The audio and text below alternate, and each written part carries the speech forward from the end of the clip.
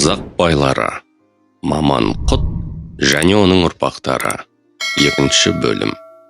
Маман бай өз заманында ел ішінде құт атанғаны туралы айтып өткенбіз. Оның құт аталуына сол өзінің мырзалығы мен іскерлігі себеп болған анық. Біз қараған зерттеушілер көбіне көп есіміне құт сөзін қоса жазған екен. Расында Маман Құт дейтіндей кісі. Маман байдың әргі аталарынан бақ пен құт дарған қазақтың әр руында кездесетін қаракөк тұқымының бірі. Маман байдың әрідегі аталары қазақ жоңғар соғысы кезінде қолға найзалып, ел қорғаған батырлар болса, бергі аталары ел тынышталған уақытта барлығы дерлік сөз ұстаған әділ би болыпты. Заманда болыс болып, ел басқарған. Дей тұрғанмен Маманның барша қазаққа болған болыстығымен, жасаған билігімен кең танылмай қайырымды бай болуымен танылған еді. Осыған қатысты Құнанбайдың замандасы Маман байды өмірінде көрмесе де атын алыстан естіп отырғандығына қатысты мына бір оқиғаны келтіре кетсек. Маман мен оның балаларының байлық дәулеті, сән салтанаты кәсіпкерлігі, еліне қамқорлығын кезінде бүкіл қазаққа танымал болған Құнанбай да сырттай құрмет тұтқан.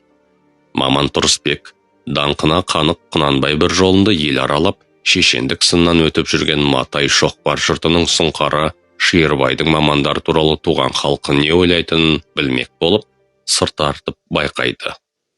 Сонда қалың жетісу жұртының Маман мен оның балаларына берген бағасын Шиырбай аузынан естіп, оның өзі ойына сай келгеніне дана Құнанбай риза болған екен. Құнанбайдың ел билеп, дау шешкен болыстық шағы болса керек, ал Шиырбайдың елге енді атағы шыға бастаған. Матай шоқпарлардың аузына қаратуға жараған кез екен. Өз төңірегін танып біліп, құлаш ұрған жас талап, бірде Құнанбай ауылына аттанады. Сәлем беріп кіріп барған жас жігіттің тұрпайына қарап, Құнанбай сәлемін алып, төрге шығарады. Жөн сұрасқан соң Құнанбай жас жігітті сынамақ болып, еліңде Маман деген бай бар деп естеймін. Өзі қалай дейді. Сонда Шиырбай, Маман бай алса солмайды, құйса толмайды дейді. Онда Маман үлкен бай екен дейді Құнанбай. Мүсәпір деген батыр бар деп естушем, дейді Құнанбай жігітке тағы да сауал қойып. Ол батыр алса бермейді, көрсе айтпайды дейді Шиырбай. Мүсәпір нағыз батыр екен ау дейді Құнанбай. Бір шешен жас бала шықты деп жүр. Оның тірлігі қалай дейді тағы да Құнанбай. Ол бала өргеде, алдиға да бірдей. Екі ел ауызға бір елі қақпақ дейді Шиырбай. Сонда Құнанбай, пәлі, сен сол баланың өзі болмағай деп орнынан тұрып, төс қағыстырған екен дейді. Бұрын соңды өзімізде барды жете бағаламай, ол адамдарды, жақсы бастамаларды, көрнекті, өнегелі істерді, асыл дүниелерді жат елден іздейтін әдетімізден таңбадық қой. Содан да болар поэзияның Гималайдай заңғары құдіреті Ілияс Жансүгіров ағамыз, өз ұлтын, өз ерлерін ескермесе, ел тек алсын қайдан кемеңгерді деп зерделесе керек. Оның санаға сәуле түсірер терең толғамы осындай айтылған болар. Бұл әңгімеленгелі отырған кезең Қалқабай балалары Маман, Тұрысбектердің мерейлері аспандап, атақтары дәуірлеп, байлықтары тасып тұрған кезет. Міне, осы тұста бір ел, ярулар арасындағы тәлімді жақсы оқиғалар, келелі кеңес, кесімді биліктердің қай-қайсысы да терең ойлы, тапқыр, байыпты көреген Қалқабайдың үлкен ұлы Маман қажысыз өтпеген екен. Сондай айтулы оқиғаның үлкен ас берілуі болыпты. Оған атаяғы жететін жердегі Қаракерей, Садыр, Матай, іргелес үйсін, Жалайыр, көрші қырғыз туысқандар шақырылған көрінеді. Қалқабай балалары Толқын, Медетбектерге бірер жыл бұрын арнайы хабарланыпты. Ауыл ақсақалдары ақылдасып, құрмет иесі Жақанбайдың тіршілігіндегі аманаты да солай болса керек, асты басқаруды Жалайыр Жәлменге, Маман қажының үлкен ұлы Тұрысбекке тапсырады. Көргені жақсы, көш бастайды дегендей, жалпы басшылық тізгіні Маман қажыда болады. Жиынның қолайлы бір сәтінде Маман қажы дұға қабыл болсын айта келіп көпшілікке бір пікір тастайды. Данышбайдың Мұхамеджаны да игілікті іс бастап, алыс сапарға оқуға аттанбақ екен. Үлкендік мейір көрсетейік. Азаматымызға бір қарадан қиыңдар дейді ол. Жақсы сөз жан семіртеді. Дуал ауыздан шыққан сөз қолдау тауып жиналған жұрт ризашылықтарын білдіреді. Мұхамеджанға атаған малды ешкі өлмеске айдап қайтады. Міне жақсының қамқорлығы. Уақыт зымырап өтіп жатты. Маман қажы қамқорлық жасап батасын берген Мұхамеджан Тынышбайұлы үлкен мемлекет қайраткері, Алаш партиясы көсемдерінің бірі ұстаз, көрнекті тарихшы, жол қатынастары транспорты инженері болды. Есіл ердің еліне жасаған қызметі аз болмады. Бүгінгі ұрпақ аз да болса білет. Оқыған адам ел ырысы деген осы ғой. Жақынбайдың асынан ел мерейін аспандатып, абыроймен оралған Маман қажы өз ойын астарлап білдірген әдетімен балаларына әңгіме айтқан екен. Ерте заманда халқына сыйлы, асқан данышпан хан болған екен. Оның бірінен бір өткен ай жүзді арқар кесінде шолы болыпты. Олар үлкен шаһарларда білім алыпты. Күндердің күнінде әлгі хан: балаларым, менің бойымнан қолымнан күш кетіп, кәрілік жеңе бастады. Мен сендерге барлық қасиетімді дарытуға тырысып, қалаған жерлеріңе оқыттым. Енді соның жемісін тіршілігімде көргім келеді. Кім қай уақытта о дүниелік болады бір Алланың қолында. Аян бергеніне қарағанда әлі 7 жылдай уақытым бар сияқты. Осы мерзім ішінде сендер алған білімдерің мен өмірден көрген тәжірибелеріңді қандай пайдалы іске жұмсар едіңдер? Мен де еңбегімнің нәтижесін көрейін деген ниет білдіреді. Мерзімді уақыты болғанда балалары есеп береді. Үлкен ұлы өмірде көрген тәжірибесін, алған білімін ұлан-ғайыр мал, дүние жинауға арнағанын, екінші ұлы найзалары көктіреген қалың әскер жасақтауға жұмсағанын мақтан қылды.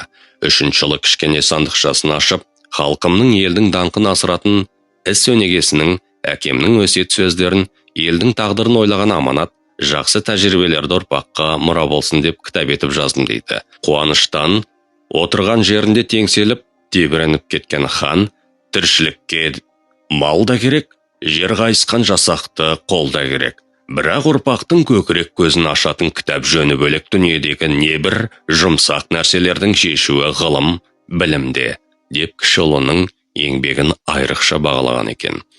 Әкеге тартып, ұл туса игі, әке жолын қуса игі деген даналы сөздің көрнекті үлгісі Маман Құттың ұлдары еді. Маман Құттың балаларына айтқан ғибрат әңгімесінде расында әрбір есті кісіні ойландыратыны деп ойлаймыз. Маман Құттың ұлдарының бар қазақтың баласының бағының асуы әке тәрбиесімен жаңағы ғибрат әңгімені тек құлақпен ғана естіп емес, ұлдары шамасы жан дүниесіне сіңіріп, сол мысалды өмірлік қағида ретінде бекіткенге ұқсайды. Маман Қалқабайлы Аллаға құлшылық етіп, дінді ерекше мойындап құрметтеп, имандылық іздеп жанын күнәдан тазарту, ұрпағының болашақ қамы сияқты ұлы мақсаттарды көздеп қазақ сахарасынан алғашқылардың қатарында 1868 жылы тәуіп етіп қажылық сапармен Мекке Мединеге барған. Ары қарай тектілікті мирас етіп, ұрпақ тәрбиесін мақсат тұтқан Маман қажының балалары Тұрысбек, Сейт Баттал, Есенқұл есімді балалары немерелері мен әйелдері әр жылдары мұсылмандық парызын өтеуді жалғастырып, оларды қажы деген қасиетті атаққа ие болды. Осы айтылғандардың нәтижесінде алғаш қазақ елінде Маманның ұрпақтары қажы ауылы болып аталды. Жаңалық пен жақсылыққа жақын жүретін ақын, әнші, сазгер Әсет Найманбаевтың жазушы баспасынан 1988 жылы жарық көрген жинағында Маманға деген өлеңінде осы айтылғандар ажарлы сөзбен әдемі жырланған. Мамеке, осы күнде іргең бүтін, тараған Қалқабайдан 30 түтін. Ордаңды көрейін деп келіп едім, орнаған 3 матайға қадір құтым. Мамеке, 3 матайға болдың тұтқа, кемедей тұрақтаған қазғұртқа. Бір атадан туғанның бәрі қажы, жетіпті осы күннің қолың бұлтқа. Оның дәулеті тасып тұрған 1870 жылдар шамасында жылда өтетін Семейдегі жәрмеңкеге барады. Жәрмеңкеге әр тараптан саудагерлер, бай көпестер жиналып өз байлықтарын мақтап, бәсеке ұйымдастырады. Қапал уезі Арасан болысынан барған Қыдырбай, Сәлімбай тәрізді байманаптар мен көпестер Маман қажының дәулетін, байлығын алға тартады. Семейдегі жүн фабрикасының иесі Саво Морозовтың тері жүн дайындайтын бөлімшесін меңгеретін көпес миллионер Хасен Нығметоллаұлының ұлы Әділгерей мың айдаған ірі бай шығар, бірақ оның дәулеті мен байлығы бір жұртқа шыдамай шайқалады, деп өз дәулетін жинаған жұртқа паш етеді. Әбден кедейленген Маман байларың менен қарыз сұрайды деп есіреді. Татар малайдың сөзіне әбден намыстанған маман баласы Болыс Тұрысбек шұғыл түрде Семей шаһарына кіретін жолдың бәріне үй тіккізіп, қалаға бірде-бір қыр қазағы тері, жүндерін фабрикаға өткізбей қанша сұраса сонша төлеп сатып алуды ұйымдастырады.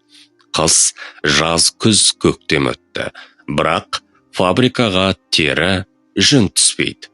Бір жылдан кейін фабрика дағдарысқа ұшырауға жақын қалады. Фабрика есі төңірегіндегі ауыл аймаққа ат шаптырады. Бірақ олар тек маман қажыға тапсырамыз деп шабармандарын бос қайтарады. Маман жігіттері жинаған жүн, терілерді маманның рұқсатынсыз сатпайтынын айтады. Ақыры есірген миллионер маманнан кешірім сұрайды. Маман қайтыс болса да, оның балаларымен қарым-қатынасын үзбейді. 1918 жылы зобалаң кезде ол Қытайға маман ұрпақтарымен бірге асады. Маман ауылы 1923 жылы Қытайдан туған мекеніне оралғанда Әділгерей әулеті қайтпай қалған. Оның сүйегі Шәуешекте жерленген. Әділгерейдің Ертістің бойына салған ескі Семейдегі фабрикасын осы күнге дейін бар. 1918 жылы фабрикадағы мүлікті тәркілеп ала бастағанда барлығымызда Қытайға өтіппіз дейді 1955 жылы Қытайдан қайта оралған Фатых Шанышев. 1923 жылы Шәуешекте тұрғанда туған әкесі Ыбырайым, үлкен әкесі Әділгерей. Қазақ зиялысының бірі Көлбай Тоғысовтың лақап атпен шығарған маман ұрпақтары туралы жазған мақаласын ықшамдап бергенімізді дұрыс көрдік. Осы мақалада маман ұрпақтарына лайықты түрде замандастары қазақтың оқыған азаматтарының бағысы деп қабылдауға болады. Қазақ даласындағы Маманя мектебі және оқу ісі. 129 статистика бойынша сот үкімі болып, 1,5 жыл крепосте отырып, 1912 жылы августте босандым. Сол күні Семипалат полицмейстері Каблейский шақырып, бұл Семипалат облысынан бөтен жаққа 3 күннен артық тұрмасқа подписка беріңіз. Һәм қай жерді ұнатасыз, айтыңыз деді. Мен Қапал шаһарын ұнататынымды білдірдім. Солай қарай жолға шықтым. Октябрьдің 8 күні Қапалға келіп, мұндағы қазақтар һәм халқыменен таныстым. Қапал өзі кішкене ғана уездный город болып, ішінде қазақ, ноғай, сарт һәм орыстар тұрады. Қапал тарапының халқы Найман руынан Садыр, Матай деген ел болып, ішінде ұлы жүзден Жалайыр деген туғанымыз да бар. Қапалдың тәуір адамдары Күсебаев, Тайпов, Садықов, Триголов, Соксарев, Янгалычев дегендер. Бұл кісілер Қапал халқын өрге сүйреп мектептер салдырып, мұғалімдер алдырып, гражданское собрание ашып халық үшін тырысушылар. Бірақ бұлардың қадірін білетұғын кісі ал. Мінекей, осындай халықты басып жатқан Қарамұнар тұманнан ақ жұлдыздай жарқырап жатқан Маманов, Тұрысбековтерді елдегі жараны қасып, малын босқа шашып, қатынды көбірек алып, мызды мол ішіп, Құдайдың кең даласын бұлғаған байларға таныстырғым келеді. Марқұм Тұрысбек Қажы Маманов қазақ ішінде данышпан кісілерден саналып, тіршілігінде қолында барын елін жолына жұмсаған адам. Өзі тірі күнінде Құдай берген, Тәңір берген есімді балаларын һәм Есенқұл деген інісін оқытып, заман жайын қазақтан бұрын түсінген туысқан татар қарындасымыздың жақсы саудагерлермен таныстырып, балаларын саудаға үйреткен. Марқұм 80-ші жылдарда бұл жақта қазақта бірінші мектеп ашып, Қапал халқына жаңа жол көрсетіп келе жатқанда дүниеден қайтып кеткен. Марқұм 18 жыл бойы болыс болып, бірінен пәре алмай, дауға жұрттан бір ат мінбей, сіз қазақтың бір қойын жемей, бұл күндегі болыстардай қазақтарды жылатып малын алмай, жұртын сатпай өткен екен. Орны жұмақта болсын. Балалары Құдай берген, Тәңір берген әпенділері һәм інілері Қажы Сейітбаттал менен Есенқұл әпенді марқұмның көрсеткен жолынан айырылмай 20-30 мың сом ақша шығарып, Маманя есімді мектеп салдырып, ол мектепке 6 мұғалім алдырып, қараңғы тұманда қалған қазақ бауырларының қайғысын ойлаған сарбаздар болып тұр екен. 6 мұғалім жылына 2500 сом жалование алды һәм пәтер байлардан. Бас мұғалім Ғабдолғазиз әпенді менен Мұхамедқали әпенді бұл жақта халықтың бақытына қарай кез болған адамдар деп білдім. Маманя мектебі инспектор тарапынан қысаңшылықта тұр екен. Былтырғы жыл Мамановтар өз ақшаларына орысша оқып шыққан бір қазақ жігітін алдырған екен. Инспектор оны қабылдамай орнына 17-18 жастағы бір ауыз тіл білмейтін бір бала жіберген. Ол бала 500 сом алып, домбыра шертіп босқа жатқан. Ақырында өткен жыл ішінде инспектор өзі келіп бұл баланы шығарып, Сарқан атаманы Назаровтың баласын жіберген. 19 жастағы ол балада өте қолайлы болып шықпапты. Сөйтіп Маманя мектебі орысша оқу жағынан ақсан қарап тұр. Маманов, Тұрысбеков, әпенділер таң атып терезеңіз, тең болған күндерде тарихтың оң бетінде есімдері қалып, Құдай алдында ұялмайтын азаматтар деп білемін. Адамшылық, туы, оқу екеніне көздері жетіп, жастай 3 баласын өз расходтарымен Алматы һәм Семипалат гимназиясына оқытып жатыр. Һәм Есенқұл әпенді жасы 10-нан артпаған 2 қызын Сарқандағы школға берген. Тәңірберген қажы балалармен бірге ханымын оқытып жатыр. Және Жетісудан оқыған бір студентке Маманов, Тұрысбековтер жылына 20 сомнан беріп тұруға уәде қылды. Мінеки, осылар сықылды қаһарман жігіттеріміз әр жерде болса біздің қазақ надандықтың шекпеніне жатпас еді. Найманский, анықтама, Көлбай, Тоғысов. Патшалық Ресей империясында тұтанған азамат соғысы деген өрттің жалыны қазақ жерінде басып өтті. Маман байдың ұрпақтарының жасаған кереметтері тұрғызылған қала мен салынған мектепте осы соғыстан жапа шекті. 1917 жылы Қазан төңкерісі болды.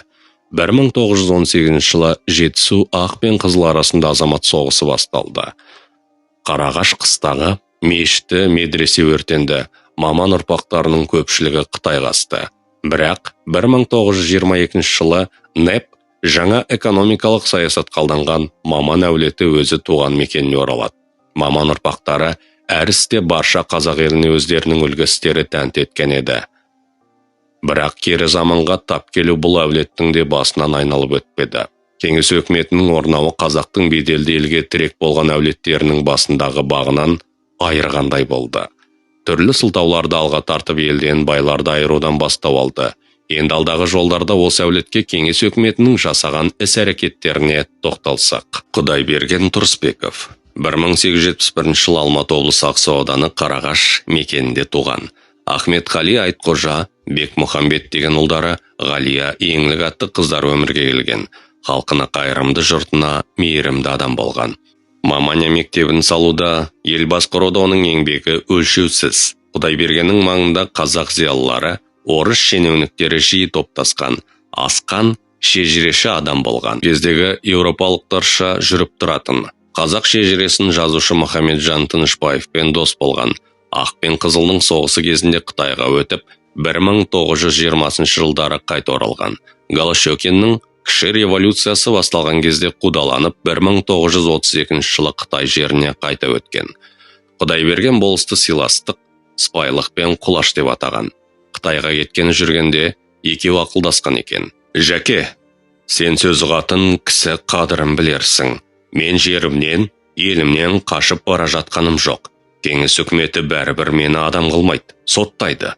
Сондықтан өз жерімнен, елімнен мені еріксіз қуып жатыр деп түсінгін. Келешек ұрпаққа аман жүрсең, менің осы пікірімді жеткіз депті Құдайберген.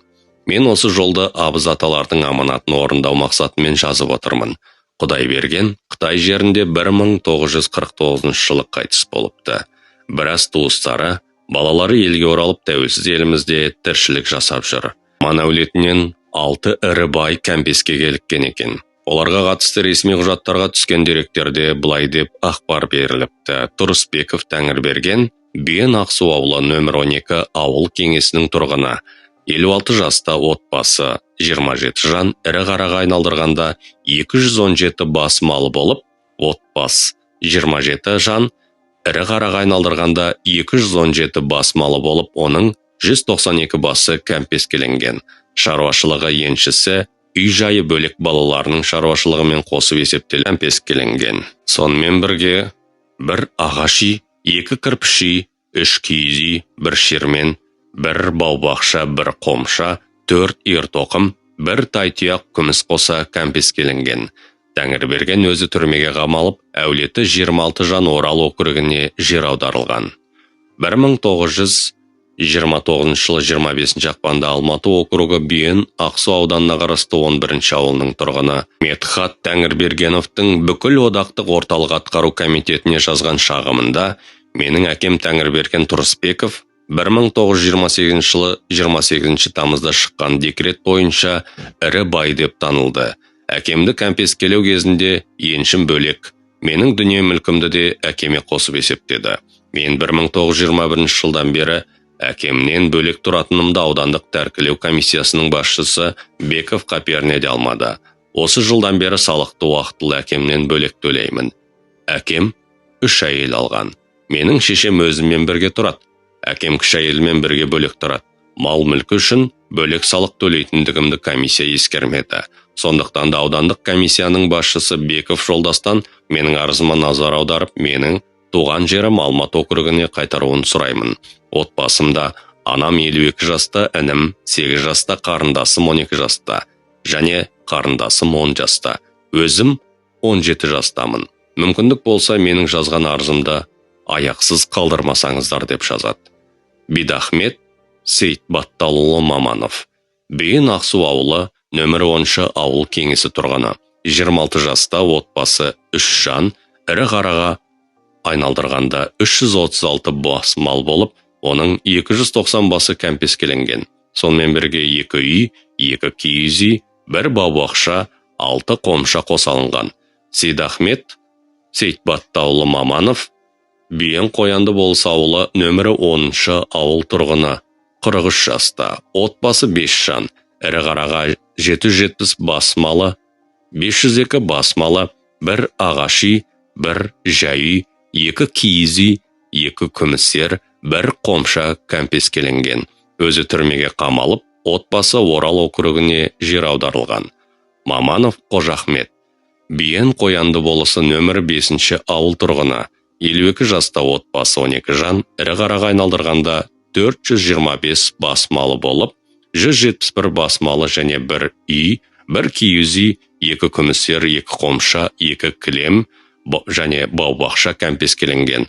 Өзі түрмеге қамауға алынып, отбасы 11 жан Орал округіне жер аударылған. Тұрысбек Айтмұхамбет. Бүйен Ақсу ауылы, нөмірі 10-шы ауыл азаматы. Жасы 35-те, 2 әйелі, 10 баласы, семьясында 19 жан. Революцияға дейін 300 жылқы, 2200 қой ешкі, 100 сиыр, 25 түйе қора-жайы, жайылым жері 3000 сомдық сауда капиталы болған. 1918 жылы Қытайға өтіп, 1 жылдай сол жақта болып елге қайта оралған. Конфиске кезінде 146 жылқы, 709 қой ешкі, 8 сиыр, 10 түйесі болған. Кәмпескеленген малы ірі қараға айналдырғанда 276, 1-2 бас малы, 2 үй, 1 киіз үй, 2 кілем, 3 күмістелген ертоқым, 3 сырмақ, 1 десятина бау-бақша. Өзі түрмеге алынып, бала-шағасы 1928 жылы 28 августта Орал округіне жер аударылған. Маманов Ененқұл. Бүйен Қоянды болысы, нөмір 5-ші ауыл тұрғыны, 48 жаста. Отбасы 15 жан, ірі қараға айналдырғанда 815 бас малы болып, оның 389 басы және 3 күмістер, 1 күміс белбеу, 1 тай-тұяқ күміс, 2 бау-бақша, 2 ағаш үй, 2 киіз үй, 1 кірпіш үй, 1 шапан кебенек отбасымен бірге Орал округіне жер аударылған. Есенқұлды большевиктер 1928 жылы тамызда тұтқындады. 8 ай тергеп, байлығынан басқа ешбір қылмысы болмағандықтан оны 3 жылға Орынборға жер аударуын Қазақстан Республикасы орталық мемлекеттік мұрағатынан табылған тергеу құжаты дәлелдейді. 1916 год. Состоял под судом за агитацию против тяжести всевозможных сборов в пользу войны, но оправдался за данную взятку в 2000 рублей. Уездначальнику Копалскому, Лебедеву и 500 рублей его помощнику Маринину. Допросил уполномоченный Алматинского округа отдела ОГПР Иванов. Тергеуші таққан қылмысқа түсінік берейін. Патша үкіметі дүниежүзілік соғысқа қатысып әбден қалжырап, қол астындағы бұратана халыққа қосымша соғыс салығын салады. Осы әрекетін іске асыру үшін Қапал уезінің начальнигі төтенше съезд өткізеді. съезге болыс, старшина, билер, ауылнаймен қатар ірі байларды шақырылады. Ақ патшаның бұйрығын бұлжытпай тез арада орындауды міндеттейді. Бұл тапсырманы болыстар мен старшиналар және жағымпаз жандайшаптар мүлтіксіз орындауға ант етеді. Съезд орта шенінде Есенқұл шығып сөз сөйлеп, соғыс үшін қаржы беруге үзілді-кесілді қарсы болады. Біріншіден, соғысу үшін қаржы беру өз қолымызбен адам өлтіру үшін жұмсамақпыз. Олар өзі қандай туысқанымыз, түріктер. Ақ патшаның жарлығына қолды құрып ант берген райларыңнан тез қайтыңдар. Мұсылман қауым дейді ол. Беделі мен атақ абыройы осы атырапқа белгілі Есенқұл қажының сөзінің кейін әр жерден келген ауыл адамдары съезді аяқтатпай тарап кетеді. ОГПУ-дың Есенқұлға таққан екінші саяси айыбы шетелдерде, оның ішінде Стамбулда оқып жүрген студенттерге Есенқұл жәрдем беріп тұрған еді. Ол туралы жарнама айқап пен қазақта жиі жарияланатын. Дұшпандары Есенқұл қажы өз қаржысымен студенттерді шетелде оқытып, оқуын бітіргеннен кейін патша өкіметіне қарсы пайдалануды көздеп жүр деген шағын ұйымдастырады. 6 айдай тергеуде болған Есенқұл әкеміз Орынборға келгеннен кейін Абдолла мен Ыбырайым ағаларым әкесін 5 баласымен сол жерде қалдырып басқа жаққа кетеді. Әкемнің өкпесіне суық тиіп, өкпесі қабынып, арты туберкулез сырқатына айналып, 13 ақпан 1932 жылы бұл дүниемен қоштасады. 1993 жылы 14 сәуірде жаппай қайыс. 1993 жылы 14 сәуірде жаппай саяси қуғын-сүргіндер құрбандарын ақтау туралы Қазақстан Республикасының заңы қабылданды. Қуғын-сүргіннің зардабын шегіп жүрген біздерді 65 жыл өткеннен кейін ақтады. Ендігі жұмысым маман ұрпақтары туралы мемлекеттік мұрағатта сақталған құжаттарды іздеп, көп деректерді жинақтауға бекіндім. Мәліметтерге көз тастасам, Ақсу өңірінен маман ұрпақтарынан 6 ірі бай тәркіленіп, мүлікті санамағанда 17.200 ірі қара алыныпты. ОГПУ тергеушілерінің тексеру қорытындыларымен тағы басқа құжаттармен танысып, көшірмесін алдым. Сол кездері шыққан Айқап журналы мен Қазақ газетінде маман ұрпақтары туралы жазылған пікірлер мен мақалалар көп кездесті. Әлихан Бөкейханұлы, Ахмет Байтұрсынұлының айтқан жақсы лебіздерінің маңызы өте зор болды. 1996 жылы Қазақстан Республикасы бас прокуратурасы әкем Маманұлы Есенқұлды жазықсыз жапа шеккен, мені қуғын-сүргіннің зардабын 65 жыл бойы жазықсыз тартқан деген қаулы шығарды. Руслан Ақмағамбет. Құт, байлық, танымы және қазақ байлары. BRK Пресс баспасы, Алматы қаласы, 2019 жыл.